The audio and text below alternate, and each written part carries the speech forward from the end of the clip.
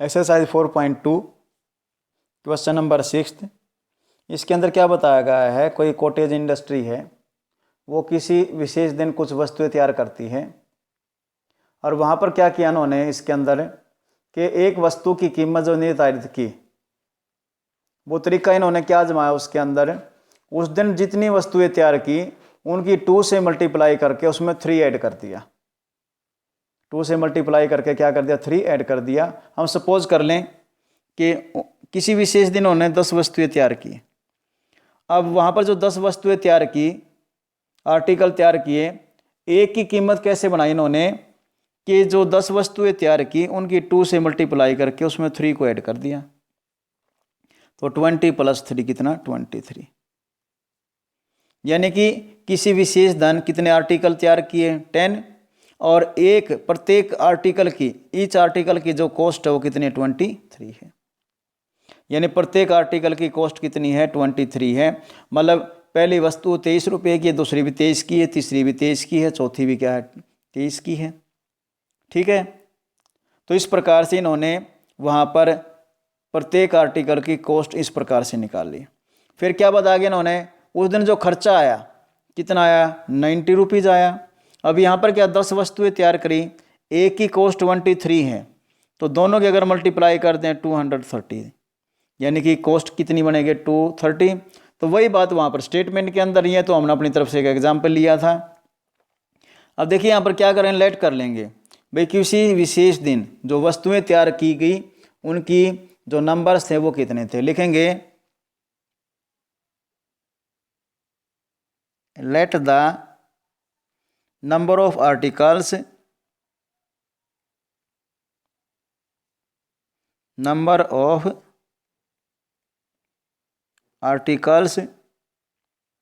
Produced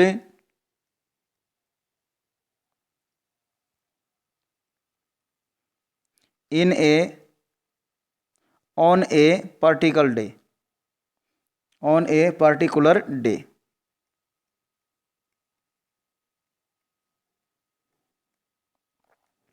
is equal to x. यानी किसी विशेष दिन जो आर्टिकल तैयार किए वो नंबर में कितने हैं, एक्स हैं, यानी कि एक्स वस्तुएं किसी विशेष दिन तैयार की। फिर यहाँ पर लिखेंगे हम कॉस्ट ऑफ ईच आर्टिकल। वो क्या बताया कि जो नंबर्स हैं उनकी 2 से मल्टीप्लाई करके उसमें 3 ऐड कर दो, तो ये बन जाएगा 2x + 3। अब ये नहीं होगा एक वस्तु कम की एक ज़्यादा की है, और एक की कॉस्ट क्या है, बराबर है। फिर लेंगे हम अकॉर्डिंग टू क्वेश्चन।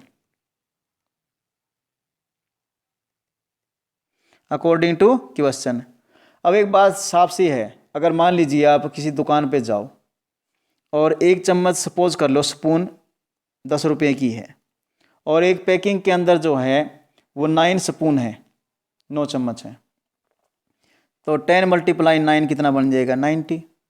तो वही बात अब यहाँ पर होगी, जो कॉस्ट है वो ₹90 है, तो उनकी जो नंबर्स हैं उनके हम कॉस्ट से क्या कर देंगे, मल्टीप्लाई कर देंगे, तो हमारे पास क्या आ जाएगी, उसकी टोटल कॉस्ट आ जाएगी जिस दिन उन्होंने वो आर्टिकल तैयार किए। तो ये बन जाएगा x × 2x + 3 = 90। ठीक है। ये उनके नंबर से कितनी वस्तुएं तैयार की, एक की कॉस्ट कितनी है, और टोटल खर्चा उस दिन कितना आया। अब हम मल्टीप्लाई करेंगे, यहाँ पर x की 2x से करेंगे बन जाएगा 2x², x की 3 से मल्टीप्लाई करेंगे बन जाएगा 3x = 90। 90 को हम क्या करेंगे, लाइट से लेफ्ट में लेके आएंगे, तो 2x² + 3x - 90 = 0। अब उसी प्रकार से हम क्या करेंगे, फर्स्ट और लास्ट इसकी मल्टीप्लाई करके इसके प्राइम फैक्टर करेंगे। 2 की 90 से मल्टीप्लाई करो क्या आएगा, 180। 180 के हम क्या करेंगे, फैक्टर करेंगे। 2 तो एक बताओ, 2 की 90 से करो फिर फैक्टर करो, तो 2 को तो आप 2 रहने दो, फैक्टर हम किसके कर लेंगे, 90 के, और 90 के जो फैक्टर आएंगे उसको हम क्या करें, 2 के साथ एडजस्ट कर देंगे। तो 90 को पहले हम 2 से डिवाइड करेंगे, कितना आएगा, 45। अब 45 2 से डिवाइड नहीं होगा, किससे डिवाइड होगा, 3 से। 3 × 1 = 3, 3 × 5 = 15, 3 × 5 = 15, और 5 × 1 = 5। अब जो 2 यहाँ पर है उसको हम इसके साथ इकट्ठा कर लेते हैं, क्योंकि अगर आप 2 की 90 से मल्टीप्लाई करते कितना आता है 180। बात तो वही हुई ना भाई, उसमें ये है कि भाई मल्टीप्लाई करो फिर फैक्टर करो, उसकी वजह हम क्या कर देते हैं भाई 2 का फैक्टर 2 था ही, 90 का हमने फैक्टर कर लिए।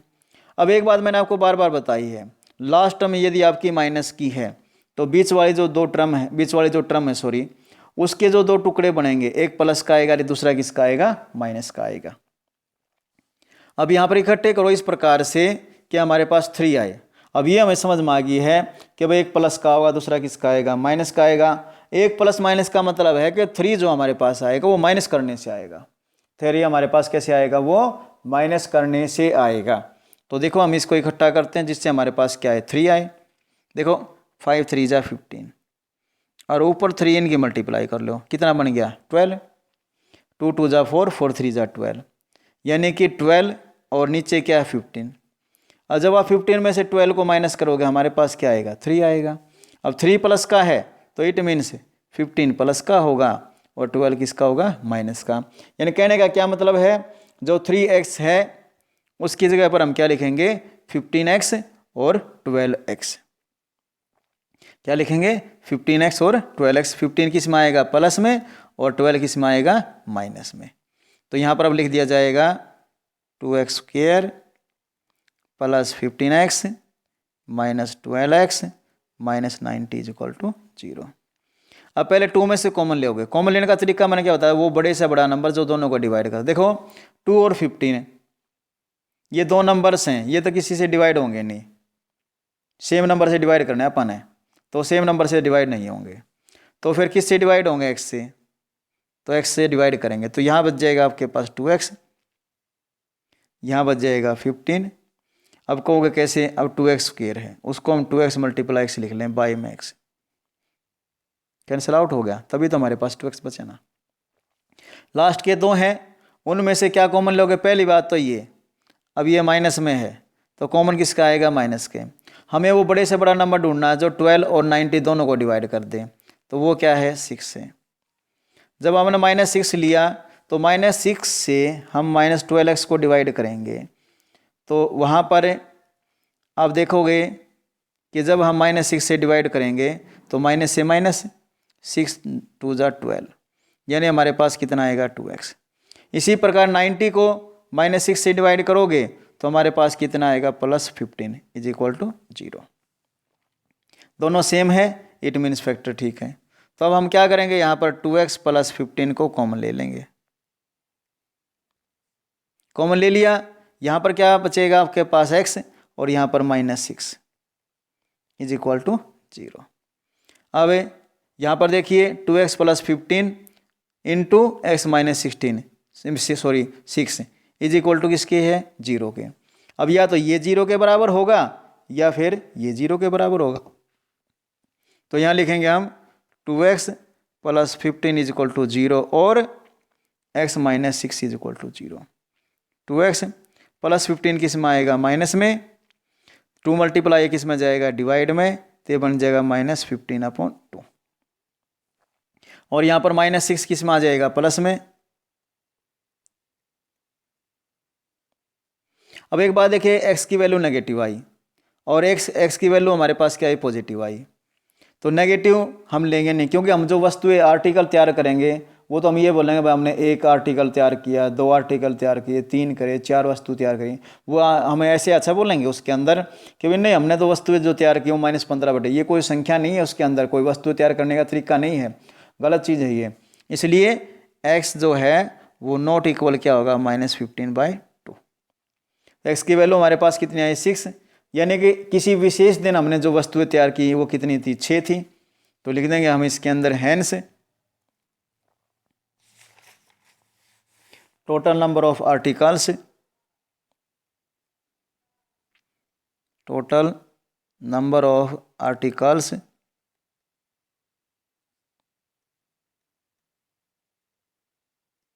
Produced on a particular day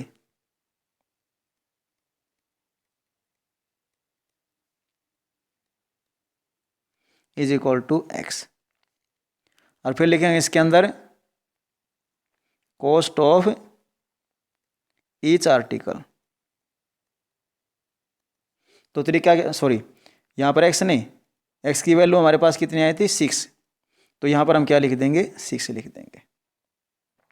और कॉस्ट ऑफ ईच आर्टिकल तो क्या बताया, इसकी 2 से मल्टीप्लाई करके 3 ऐड कर देंगे, 6 × 2 + 3, तो हमारे पास बन जाएगा ₹15। यानी कि एक दिन में कितनी वस्तुएं तैयार की थी 6, और एक आर्टिकल की कॉस्ट कितनी है ₹15। और उस दिन बताया क्या था इन्होंने, कॉस्ट कितनी आई थी 90। अब चेक कर सकते हो 6 आर्टिकल हैं, एक आर्टिकल की कॉस्ट 15 है, 15 6 × 90, और आप यहाँ से देख सकते हो इसकी वेरिफिकेशन भी उसके अंदर हो जाएगी।